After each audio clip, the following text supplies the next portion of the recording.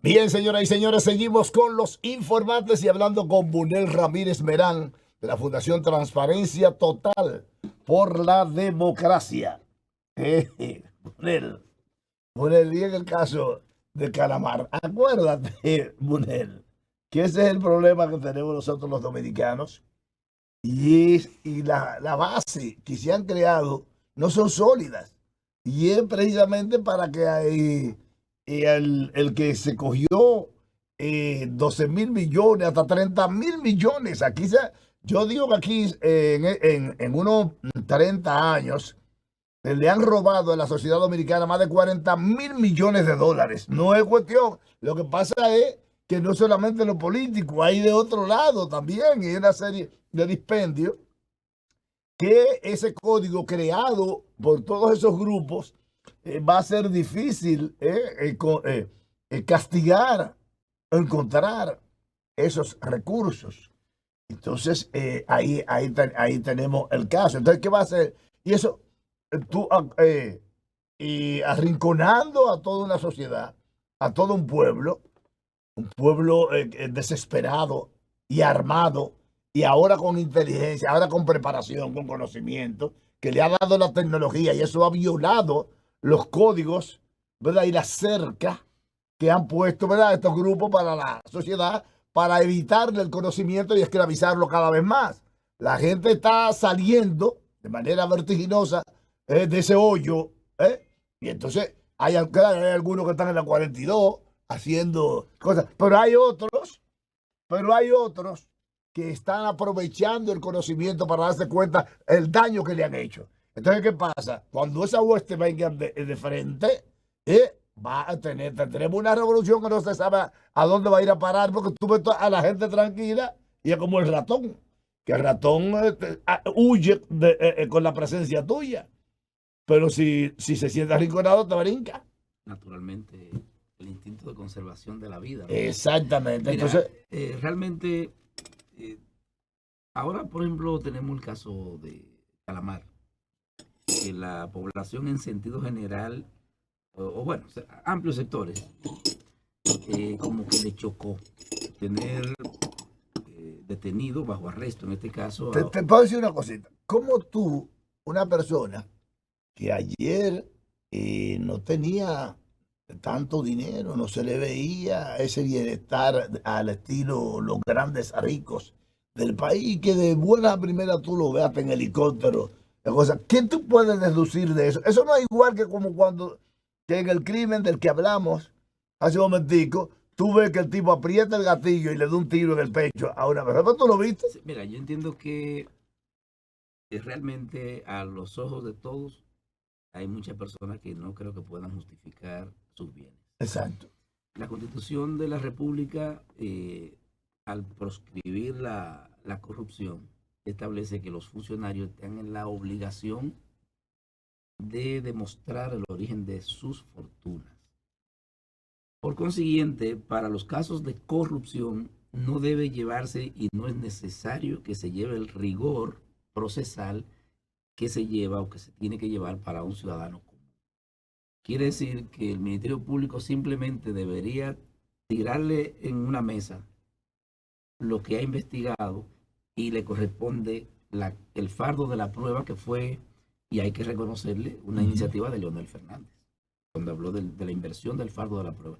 En materia de corrupción administrativa, el Ministerio Público no debería tener tanto esfuerzo como se ve que se está haciendo, porque quien tiene la carga pesada de probar que no robó es el funcionario. Artículo 146 de la Constitución.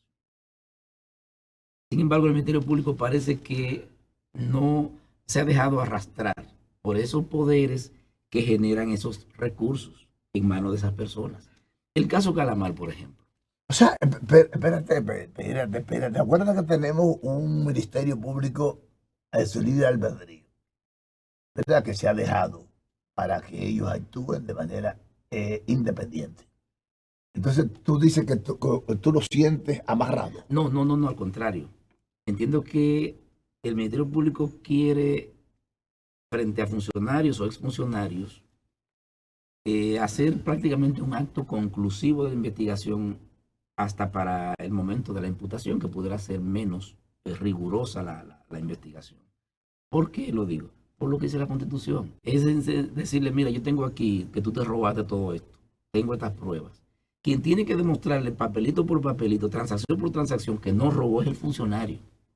Ese rigor investigativo pues, tiene que ser para el ciudadano común, el que no ha manejado. Fíjate que hasta la difamación y la injuria en contra de funcionarios públicos no tiene el mismo rigor judicial que para los particulares.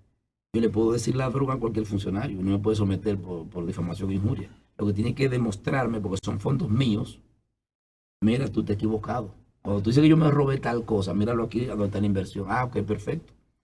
Sí, yo hasta la ley protege mundialmente a quien ataca a un funcionario en ocasión de su ejercicio, porque es él el que tiene que demostrar la transparencia. Entonces, en estos casos, por ejemplo, la discusión es si van a quedar en prisión preventiva o no, o si merecen una prisión preventiva u otras medidas. Desde mi punto de vista y a la luz de lo que establece el Código Procesal Penal, ellos deben quedar o deberían quedar en prisión preventiva. No por arraigo, porque ellos tienen familia, tienen dinero, tienen empresa, tienen todo. Pero el Código también... Pero el código ahí en su base de procesamiento dicta que sí deben quedar de manera preventiva detenidos. Son 7 medidas. La última, la más severa, es la prisión preventiva. Ahora, para imponer una medida de coerción, la que sea, el juez tiene que ver la gravedad del daño, la magnitud del daño. Tiene que ver el comportamiento del imputado en el proceso. Y, por ejemplo, ponle uno, Ángel Locar estuvo peleando hasta el viernes antes, entorpeciendo la investigación. Ajá. Tiene que ver si el individuo acusado, imputado, tiene poder para desviar la investigación, para destruir pruebas, para ocultar evidencias, etcétera. Y yo le diría que sí, que yo puedo.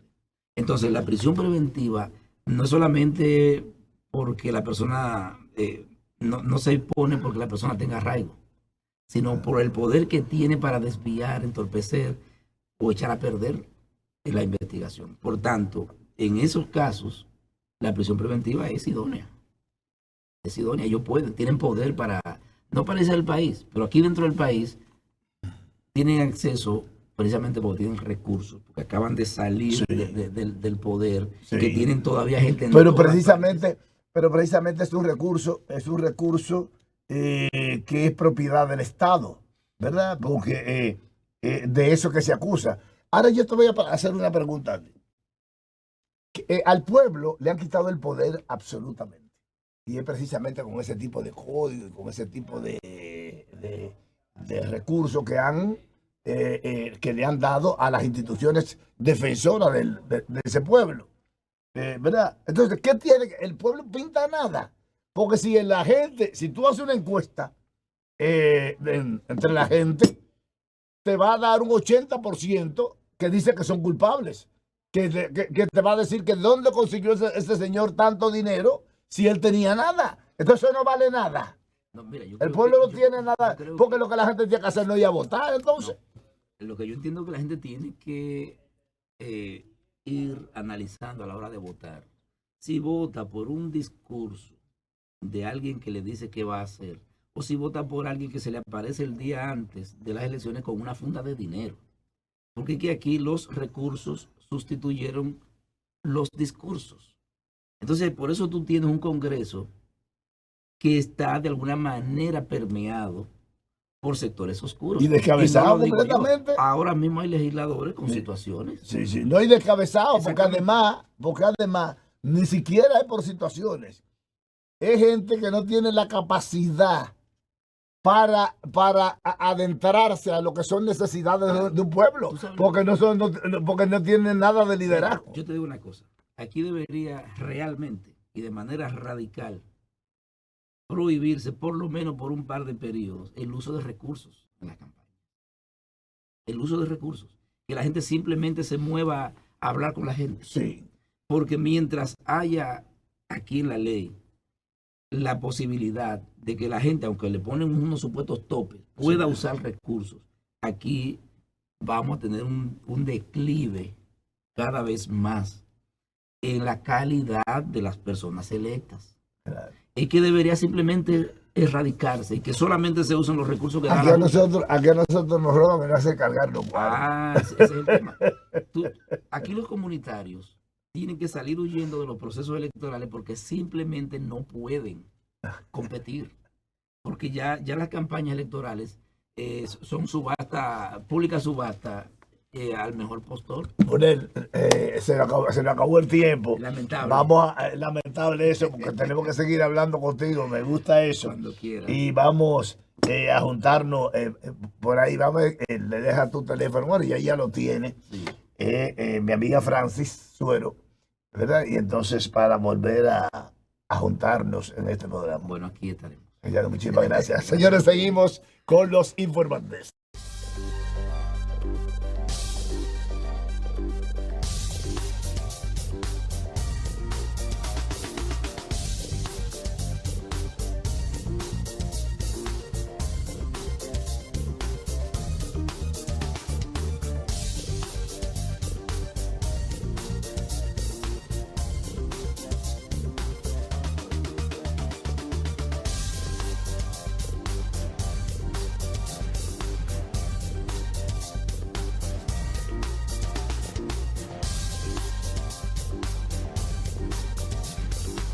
Los informantes de Marino Guzmán.